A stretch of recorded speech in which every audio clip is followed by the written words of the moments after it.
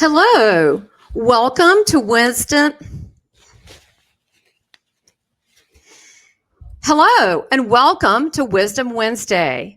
I am your host, Tamara Caulder Richardson, a 6-time near-death experiencer, an evidential medium, and Christ channeler. And welcome. If you haven't subscribed, subscribe. Share this free spiritual short lessons with your friends so they can gain some knowledge, and that's something that could really help a lot of people. So share it, make comments. Now today we're going to be talking about gaslighting. Again, this series, we're getting close to the end of this series that was actually channeled to me, and they said bring up part of that really what I experienced through childhood. But you can't go through this life and not experience this, which is a form of mental manipulation. And I'm talking about gaslighting. So today we are going to be talking about ways to get your life back and to revive it, 3 definite ways with Gaslighting 106. But first, I want to do a short review. We've talked in the others. Please see the others there before this. There's 7 total. This is Gaslighting 106. So there's 5 before this where I go into they're very short, so they're very doable to watch. But what is gaslighting? It is a form of psychological mental abuse. And then I go into ways that it's used, how to identify, 10 ways to identify what is a gaslighter. Where did the term gaslighting came from? And I also go into how dangerous this can be. And I give you examples of types of sentences and things they say and things they do. And some of these gaslighters are very good and very tricky. Now, the reason that it works on people is they have to let them know that they are loved, that they're appreciated. So they have to snow you. They have to win you over a little bit before they can get into really tearing you down. You have to laugh at this because it's crazy. I mean, once you see it for what it is, it's very hard to be at effect of a gaslighter. So go back, look at the earlier things, but know that gaslighting is a form of mental abuse, and it's meant to undermine your reality, your mind, your emotions, your dreams, your ambitions, really everything, to the point that it puts you in a misemotional state of feeling like you're losing your mind. You feel chaos. You could be depressed. You could be mad. You could be all of those. And it's just it puts you all over the place. And it's actually somebody that's doing this to you. So the only way that we can be allowed to have an effect is if we first of all, we don't know what's going on. But if we do know, it's really hard to be an effect of this and become a victim. So that's the point of this. So you can be free. There's so many light workers that are doing such wonderful things in this world. And I'm just so impressed that they're really stepping out of their comfort zone. All kinds of people are becoming more spiritual, more loving toward others. Yeah, we see the bad stuff, but I'm just talking about everyday life, people that they really are reaching. And so we need this information because there are people like that out there. What do they say? One rotten apple ruins the whole bunch. I mean, most people are fine. They're decent. They're good. They know right from wrong. But then you've got 1 or 2 bad apples that really can bring the whole bunch down. So there is good news with this. Last time we did go through, just to let you know, we started talking about ways to starting kind of with far as healing with Gaslighting 104, where we talk about instant relief and reviving your life and how to kind of shift and get out of that. And then in Gaslighting 105, I talk about the 7 recovery tips. Now today, Gaslighting 106, I want to talk to you about 3 ways to redefine your unpleasant memories. This is a recovery and a healing thing. I mean, you can't just be at an effect of a gaslighter, especially for years, and then, no big deal. I mean, you're still damaged by it. So there's a way you need to relook at things. Some terrific tips in the last one, Gaslighting 105, how to do that.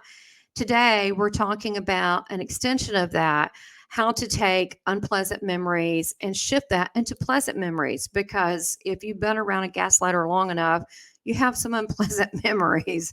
And after you've sorted that out, which is the last one, now is how to redefine those and create better ones. So first thing that you need to do, there's 3 main ones. The first one is you want to shift your unpleasant memories into learning experiences. That's the first thing. So You want to be able to go, what did I learn from that? I mean, you really, honestly, everything in life is a learning lesson. What is the old saying? If it doesn't kill you, it makes you stronger. Actually, we can't really die. So I don't even know if that applies. But the point is, what did you learn from it? I mean, unfortunately, as humans, if something's really pleasant, we don't always learn a lot. We have to kind of be shaken now and then. And so look at it that way. You have learned a lot. I mean, hopefully you'll know how to detect these people in the future. So, don't beat yourself up. That's the whole point of this, is to not beat yourself up. So decide that you're going to shift your unpleasant memories into new learning lessons. So what you can do is to go back from these unpleasant memories, and you can see what you've learned. So write down what you think is unpleasant. Trust me, it'll pop right up. Get a piece of paper, write this down. You don't have to do it right now, or you can stop this and go through and do that, and write down. Or you'll have to actually come back and watch this later and then do that. But you can. These are short. You can come back and do that, and write everything down that was unpleasant, and right beside of it, what did you learn from it? So, example, a childhood abuse to someone now is maybe they're more compassionate and more understanding of others and their suffering. So you could say, what was it that was unpleasant, and what did you learn from it? So, that's a way of shifting instead of, oh, it just being a bad memory, is that, I gained something out of this. So, and it also gives you your power back. So the second would be eliminate any possible threats of being triggered or repeating any unwanted scenarios. So triggered, you can call re-stimulated, basically anything that reminds you of the unpleasant memories or person. So number one, if you come across someone that's similar to them, don't be around them. I mean, that's just pretty simple. But even activities that might remind you of the person, this is a recovery. So you want to eliminate things that trigger you. So by doing that, you may want to change your activity or even your routine for a while, just so it doesn't remind you of that person. So you want to review the actions, the subtle actions, the words, and the means used to control and manipulate that the gaslighter used against you, and how they victimized you. And you're aware, and you can be aware of a pattern. You can start to see a pattern. Through this, you can see the pattern of the gaslighter, because when you see kind of what are the unpleasant memories, and again, this kind of is part of exercise, Gaslighting 105, you can begin to see the pattern that they have and the mechanism. And remember, you could still meet people that are like this. So this is a really good exercise. And you want to eliminate the threat of this being repeated, a person like that, or the activity being triggered. So what is a trigger for you? It could be you ate cereal every morning. So don't eat cereal, change it up, eat oatmeal, have some eggs, something that simple. You just want to break your routine up.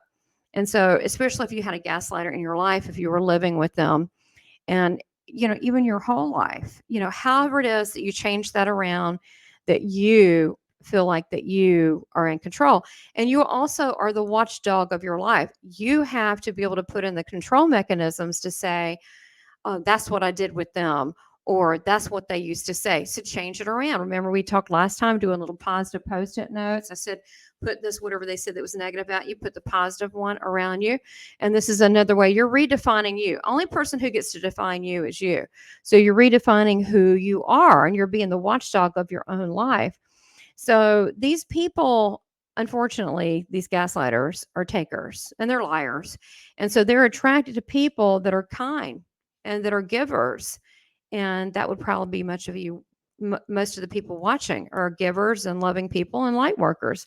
And that's kind of how that's what they look for, because they want to reduce them and undermine them. The third one would be, excuse me. The third one would be finally take control of your happiness and emotions. You're in the driver's seat, and you can take control of your life. And you can decide that. That's a decision. And then decide what road best suits you and which way you want to go. So relook at your structure of your life and how what needs to happen so you're not triggered and so you're on the path that you want it to be on and you're in control. And I think just by changing that up, it's just going to make you feel empowered. So you're free to fly. You can go anywhere you want to in life. You can get up and exercise first thing. You can, go for a walk. You can change things up. It will make it, just little things like that will make a difference. The only thing that cages you in is your own limitations. So I have an exercise for you. Okay, so get your paper out again. Write down the things you would like to do in life. Achieve. So write that down. What are the things you would like to do in life and achieve? And know that you're also a role model for other people that are in bondage. So you're going to help other people get free. But write down the things you've always wanted to do and achieve, because before you couldn't even think about that because you were being squashed the whole time. So as a survivor, which you are, your life is an example to show other people that they're suffering and being a victim, that you no longer have to do that. You choose not to do that anymore, and you can be a victor. And so you are someone that has learned invaluable lessons. Some of them may be unpleasant, but there are no limitations. The gaslighter told you there was, but you're creating the best you right now. And by doing so, you're not just helping yourself by gaining control of your life and putting in these measures. And, we're a work in progress, but you're going to also be able to help so many people that you're going to see exactly what you went through in them, and you're going to be able to help them. And you're going to be in a better place, and you're going to feel a freedom that you haven't had before. So if this has helped you, please share this with people that you know who they are, your friends that are having difficulty. Share this series. It's free. The whole point is so we can be liberated away from this, take responsibility, and move on with our life. And sometimes this goes back to the earlier lessons, but we need to have these boundaries in. But this is the recovery part. How do we restack the dice up in our favor and feel it calls, and to be not just a survivor, but a victorious, successful person in life, and that's happy. Just look at this as learning lessons. That's all they are. That's actually all anything is. And just take it as a win. You got it. You got that lesson behind you. Now you're ready to move on and gain control of your life. So just look at the things that you would really like to do. It doesn't matter how simple they are. It doesn't, whatever it may be. If it's taking a class on how to grow organic food, it doesn't matter. Whatever it is that strikes your fancy, or maybe you want to read more, then just start doing these things and start changing your mornings and your afternoons and your evenings to the way that suits you. Even just changing your path on things will change your synapses in your brain, that something is different here. So you're in control. You're the author of you. I always say and tell people that you don't need to go to a specialist. You are the PhD in you. You know when you're unhappy, you know when you're not fulfilled, and it's your job to be able to find that happiness. God put you here, but it's up to us to find our own happiness, within ourselves. And if somebody is not good for us, then we need to let them go and move on to new adventures. So take this information to your heart and see if this works for you. Now, the last one that we're going to be talking about in Gaslighting 107 is where I'm going to give you 5 tips to actually move on and be happy. But this has been a process, right? So you may have to repeat these exercises a few times. It's okay. It's not, it's not a race. It's totally fine. But stay tuned the next week when we have success tips to move on and be happy. There may be like a week in between because I will be on vacay. But, and then we'll pick up with this. But definitely see the next one, Gaslighting 107. That's coming up, and much love to you all. Subscribe and also consider being a member. My membership perks are awesome, and my love leaders meet once a month where I do intuitive spiritual coaching for only $24.99. You can't beat that. And if you want a reading, go to southernbellmeeting.com.